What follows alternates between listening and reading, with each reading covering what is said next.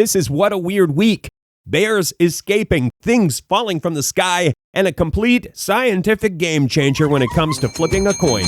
Hi, everybody, it's Weird. This is like crazy being here. Really weird tales. Well, I got a great show for you today with some wonderful weird stuff.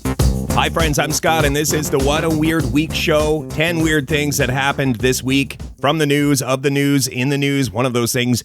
And if you want show notes, a transcript, if you want podcast stuff, you can click our website, which is shownotes.page, shownotes.page. Let's get into it. This is What a Weird Week for Friday, April 5th, 2024. 10.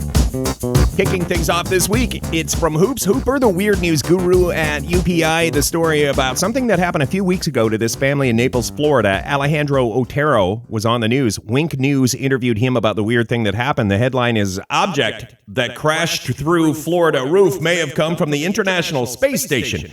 At time of recording, NASA still looking into this thing. The 2-pound object looks like it's manufactured. No doubt about it. Doesn't look like a rock, cylinder-like object. And it came smashing through Alejandro Otero's roof. According to the folks at Wink News, it's not from an airplane.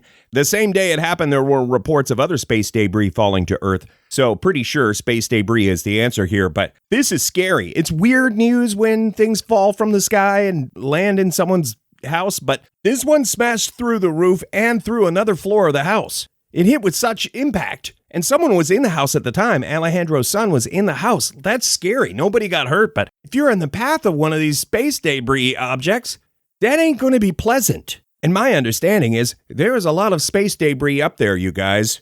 Is it time to head into the bunker? If it is, send me a DM, would you? Or 5-star review on Spotify, Apple, iTunes. Also appreciated. 9. Number 9 from India today, the story of the bear that escaped a zoo. It's been a little while since we had a bear story. We featured bears ringing doorbells and waiting for people to answer the door so they could eat the person. That's my theory on those things that occurred. But anyway, bears are certainly sneaky and intelligent, you guys, based on the news articles that we featured on this program. So this one from India today broke on April the 1st. It's always hard to trust a news story that comes out on April the 1st. But this one appears to be legit, about a zoo in India where the bear escaped. And listen to what happened. They had like a storm, a windstorm, and a tree falls. A tree blows over, and it fell in such a way into the bear's enclosure that the bear was able to use the tree, the fallen tree trunk, to climb to freedom. Now, at time of recording, this bear is still on the loose. They're armed with tranquilizer guns in the area. They've closed the zoo. They're putting traps around. It is Operation Find the Bear right now, and that's where we are with this one. I'll tell you one thing. They're going to rethink having trees in bear enclosures, right? They should have already thought of that because we've all seen the documentary, The Penguins of Madagascar. Those animals, once they get organized, they're going to be knocking trees over now. I mean, I guess we're going to have the trees in cages also. If you're running a zoo, you're going to have enclosures for the animals, and then also we're going to have to lock up the trees. I don't know. I'm not a solutions guy, really. Up next, it's a game changer about the science of flipping a coin. Also, the gathering of Kyles is back in the news.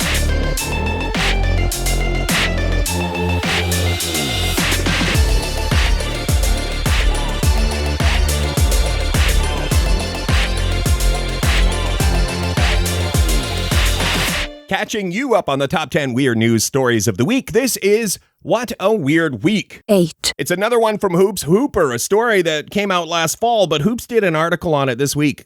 Coin tosses. This one didn't get a lot of coverage when it came out in the fall, or I mean, I've seen just as much coverage now after Hoops Hooper did his article. The research indicates, and it's literally game-changing, when you flip a coin, it's not 50-50 odds. There are hundreds of thousands of coin flips that were documented in the original article that came out in the fall when they looked into this study. And all different kinds of currency are involved. It's not just one certain coin or whatever, one certain denomination or one certain nation's currency. So if you look at a coin before a coin toss and it's heads, if it's showing heads and then you flip the coin, it's more likely to end up heads again.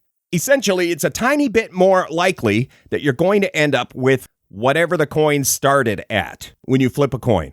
like 50.8%. Almost 50-50, but it's not exactly 50-50. And I want to know more about why it happens, and can we harness the power of that 0.8%? Take our life savings to Vegas and retire wealthy. 7. Kyle, Texas, back in the news. We talked about this before. For the last 5 years, Kyle, Texas has been attempting to set a world record. And the record is people with the same name, same place. The most people with the same name in the same place at once. You might remember we talked about the Ryan Rodeo before on this program. It's a similar event for Ryans. It has not set the world record. It's currently people named Ivan in Europe. Right now, there's a European dominance with this same name world record. So Kyle, Texas are hoping that this is their year. If your name is Kyle or you know someone named Kyle, they're going hard on the press release now. Please book your flight. Get yourself to Kyle, Texas. They need a win. Last year, they had almost 1,500 Kyles at the Gathering of Kyles, but that's not enough. Right now, the Ivans who have the world record, all the Ivans, it's like 2,300 and something Ivans. That's the world record. So we have to beat that one, and I'm kind of pulling for you, Kyle, Texas. It's been 5 years of no wins, and that can get frustrating. May 18th, Kyle, Texas, the Gathering of Kyles. Next, in case you missed it, there is some new eclipse food in the news.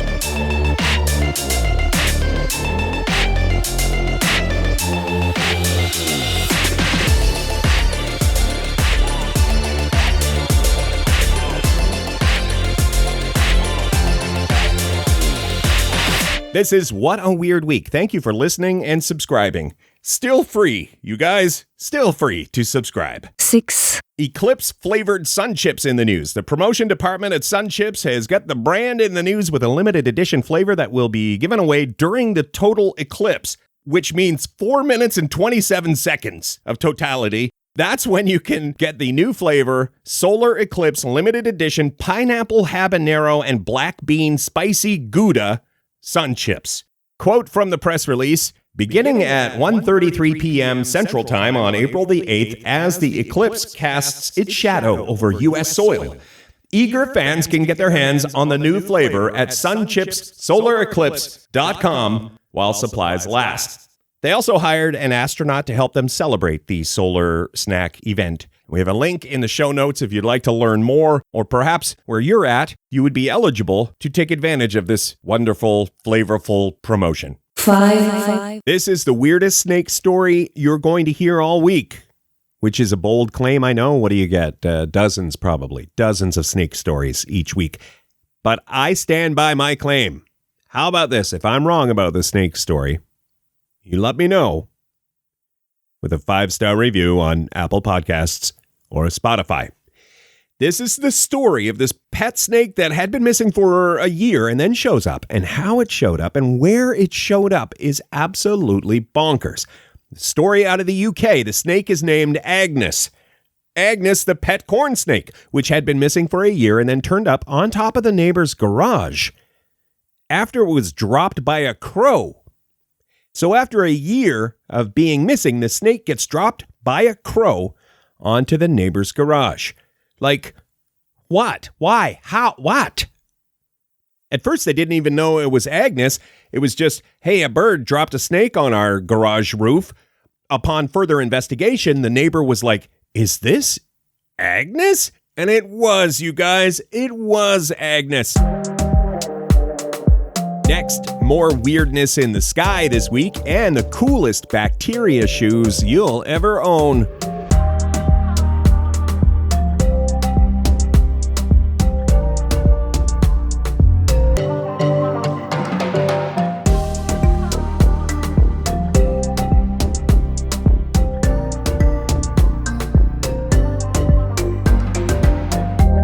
You're listening to the What a Weird Week program. It's weird news, you guys. Weird news. 4. This is from ABC 7, another mysterious thing in the sky. The headline was, streaking lights that lit up SoCal night sky were caused by Chinese space junk re-entry, experts say. For a while, people didn't know what the heck was going on in the sky above them. And when you see the footage, pretty impressive. It looks like a bunch of shooting stars or something like that, except they don't burn out. They just keep going and going and going. So people at first, of course, you jump to the first natural explanation, which is therefore aliens. And then after that, people thought SpaceX. And then finally, things were ruled out. And upon further investigation, most people online are quite confident that what we saw was older space junk from a Chinese space module. So the UFO became an FO. 3, If you're like me and you wear shoes, this one might be of interest for you. An article came out this week from PopSci, and it's about shoes made from bacteria. And listen, they're not the greatest looking shoes I've ever seen, but I'm no fashionista. I wear Crocs a lot. If they could get bacteria Crocs going, I'm in. I'm first in line. Because it's sustainable, it's going to save the planet if we all wear bacteria shoes. That's sort of me paraphrasing the science involved in the bacteria shoes article from PopSci. The textile industry can be hard on the planet and hard on our natural resources, so they're figuring out a way to grow bacteria cellulose, and this material could be a leather substitute and better for the environment than plastic, and wonderful, ugly shoes can be made of it. If you want to see a photo, actually, some of the shoes that cost a lot of money, I would say these bacteria shoes are as good looking, if not better looking, than some of those very, very expensive name brand shoes. You be the judge. Photo in the show notes or click shownotes.page. Next, the luckiest salmon in the world. Should I sing it? The luckiest salmon. Jimmy, post-production note, edit out that part where I'm singing about the salmon, unless you hate me.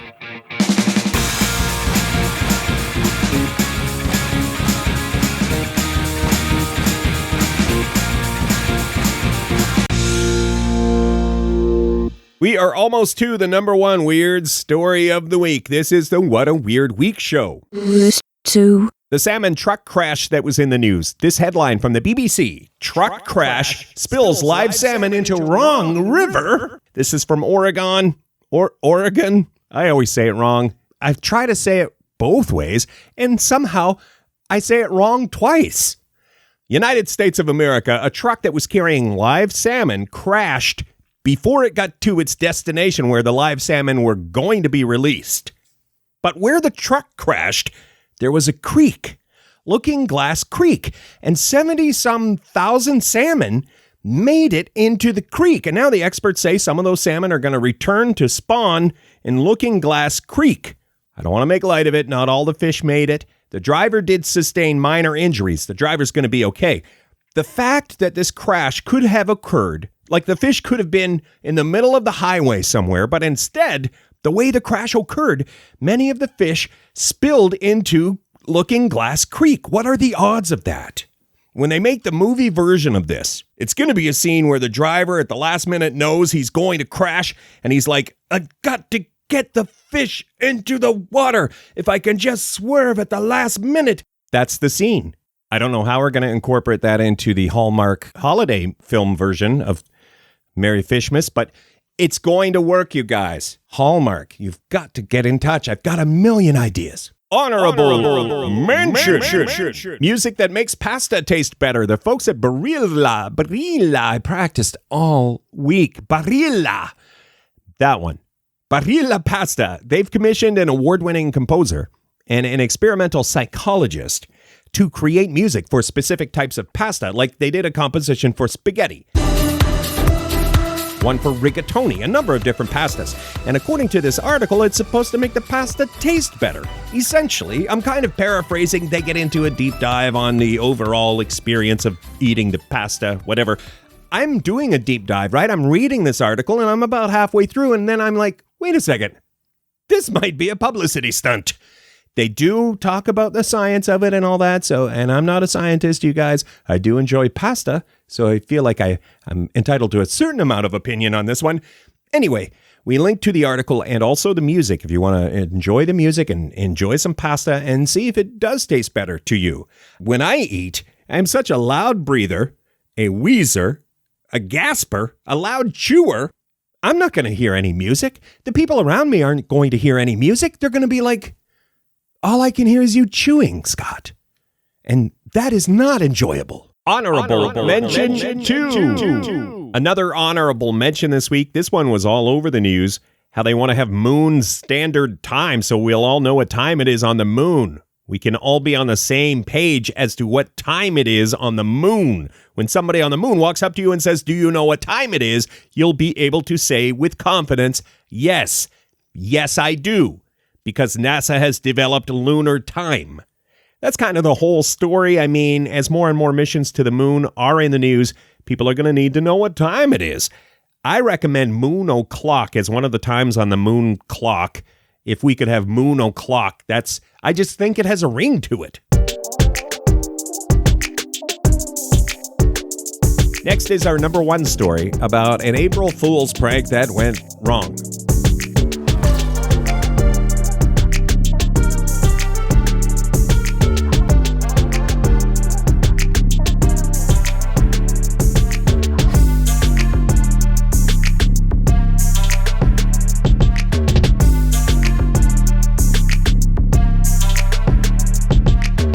Catching you up on the weird news of the week, this is What a Weird Week. 1. The top story this week is a result of April Fool's Day, not one of my favorite days. I do not like the pranks, the surprises.